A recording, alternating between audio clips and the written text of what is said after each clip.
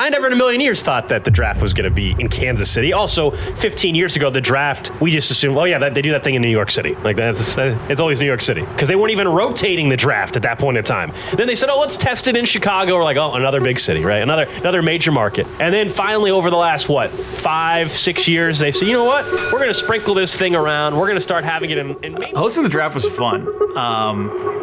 People in Kansas City are very proud of the city, so it was a chance for them to show off our city to the rest of the world. This is a week that Kansas City, I don't think about 10 years ago, ever dreamed that they could see, have, or really take part in. And this is the biggest week we will ever have as a city until the World Cup gets here, and then it'll be a little bit bigger.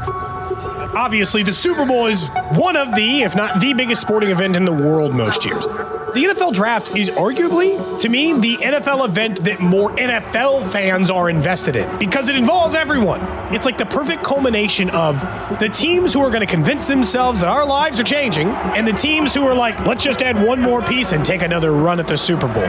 This is the biggest event, the most important week, and the opportunity for us to show the world how great Kansas City is, man. And I am so excited for this. Can't wait to put our city on display for the entire freaking world to see coming up on Thursday night.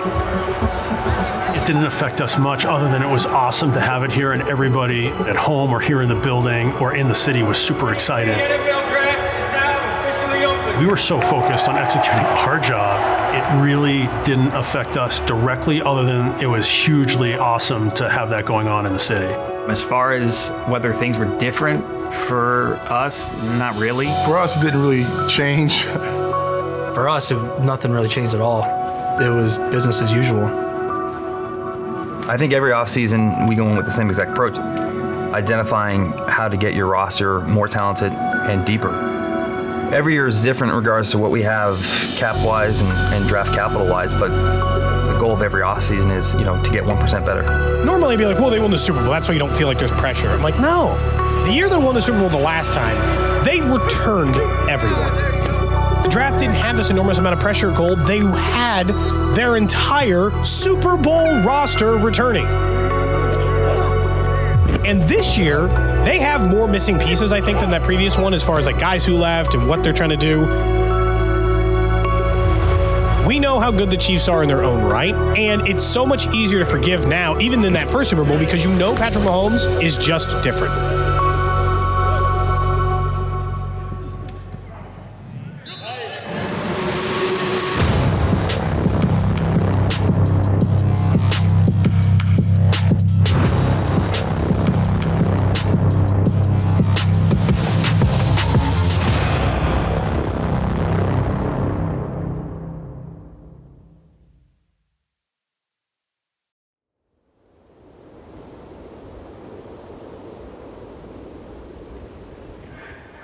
This is a great opportunity for you guys and us as well, man. This is you guys' day to be able to come and have a workout with our coaches, our strength staff, and just kind of see what it's going to be like at the next level, especially at a championship level. Do what you guys have always done, and that's just be you. That you guys are all here for a reason, and so just take this moment and embrace it. Don't let it be too big. Don't let it be too small. Just enjoy the moment.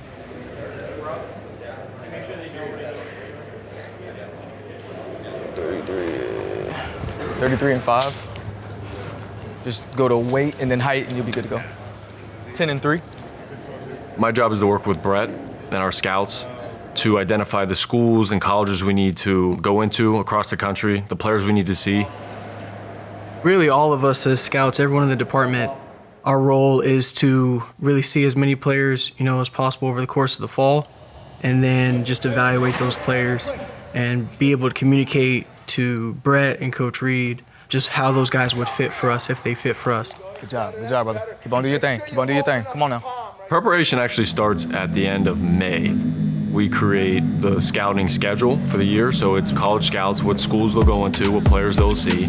From there, we come together as a staff for camp, where we watch our team. You see the baseline.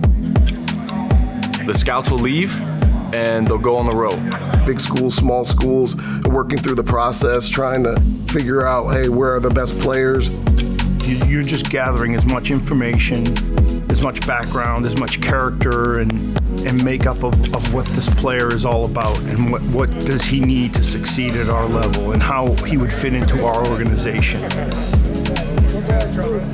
Then we'll come in and meet and sit down and talk about everybody and say, hey, how do you like this guy? How do you like that guy? And we try to set your board before the testing, because you want to go by what you saw on film. And that leads right up to the combine. The outside probably sees the combine and thinks that's where it starts. And really, I mean, that's, pretty far into the process for us. But that's a good opportunity to get around the players, spend time with the players, interact with them personally. And then also now you're starting to see, okay, how do they test? And then from there, pro days and the draft. We'll re-go through the board, we'll reset it, we'll make changes. This is after we get all the information from the entire 9-month process. Narrow in on the guys that we think. There's not just one person evaluating a player. Just, said that this kid has all the talent, which we can see it on film. It comes into a consensus of, okay, this is what we think of the player as opposed to what I think of the player. We kind of make some subtle changes there, and then the board's set for draft day.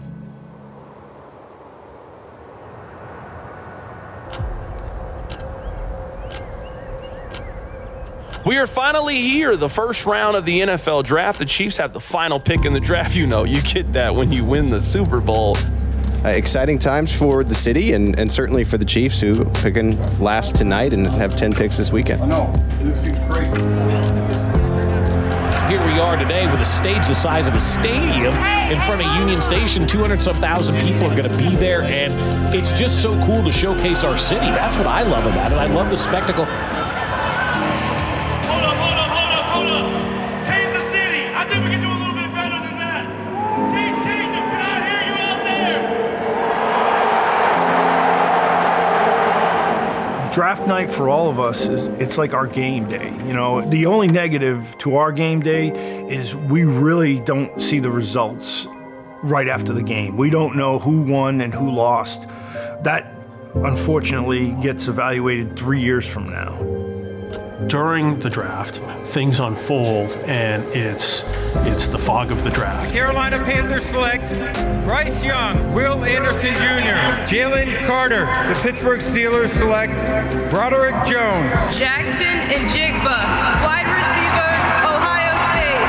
All right, so the first one. As the board breaks and players get taken off of the board as they get drafted, we'll start to discuss whether we're really interested in moving up, moving back a little bit more seriously. Well, I'll tell you what, the stage is absolutely beautiful. All right, It turned into a really good event. Yeah, Casey did it right. Is it sounding like something's going to happen or nay? Let me talk to Veach real quick. I mean, if he's trying to trade. Hey, Madison? Okay, can you tell me what's going on?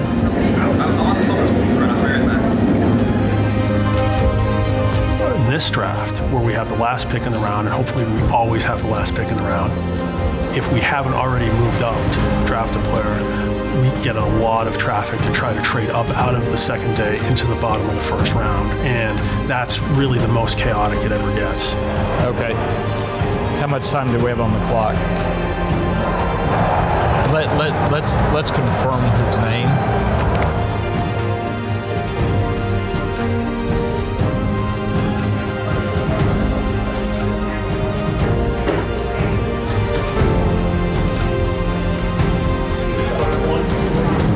Turn it in, Bradley.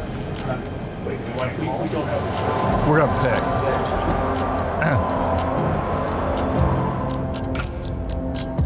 At the end of the day, we were sitting there at 31 with a player that we liked, and it just wasn't worth the risk of moving down 10, 12 spots only to try to trade up and draft the same exact player the next day. So there's no need to overthink things when a player that you really value is sitting there in your selection. Congratulations. Thank you. Appreciate it. With me, so. Okay.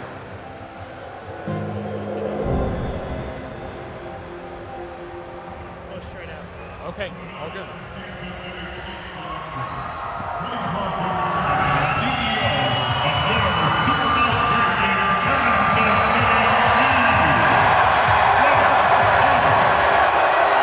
How about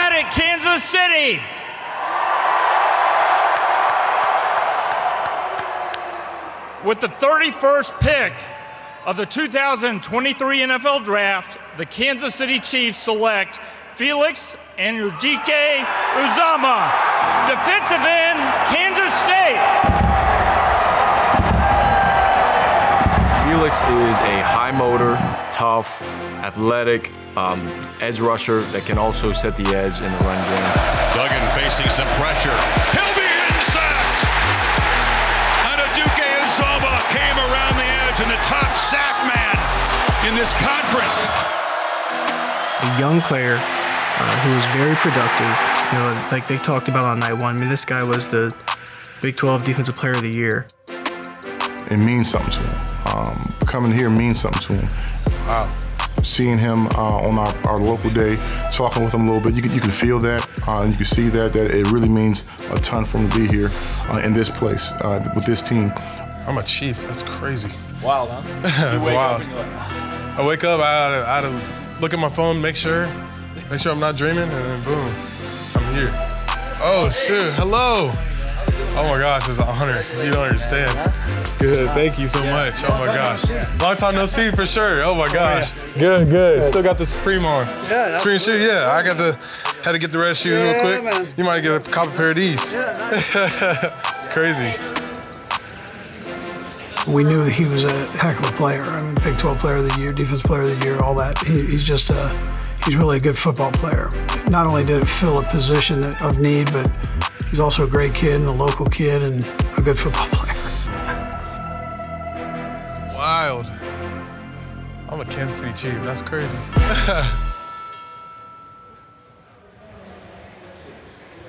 The NFL Draft is the ultimate pass or fail business. Did you draft a productive starter? Did you draft a star?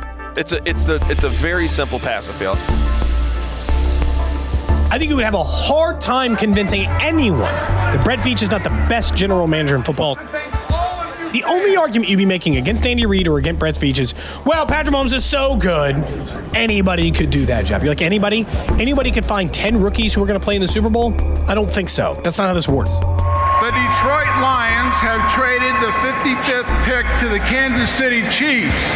The Kansas City Chiefs select Rashee Rice. I think the challenge for us on draft day is finding that middle ground in between quality and quantity. Kansas City Chiefs select Wanye Morris, tackle from Oklahoma. Card in here, we're gonna make you the newest member of the Kansas City Chiefs, all right? As the board thins out a little bit, I think there's always a handful of guys that are kind of just staring at you. Having 10 picks helps you, give you some ammunition to make those small moves. So I like how aggressive we are, where we've done all the work, and there's a guy we really like, the coaches like, let's go get him. Yes, I'm gonna give you everything. I promise you. I'm gonna give you everything I got. I swear. I know you will. We're excited to get you here, man. For the coaches, we're proud of them for getting us the guys they got us. So we can't wait to get them in the camp. Couldn't wait till till the weekend came where we could bring in the rookies and see what they were all about.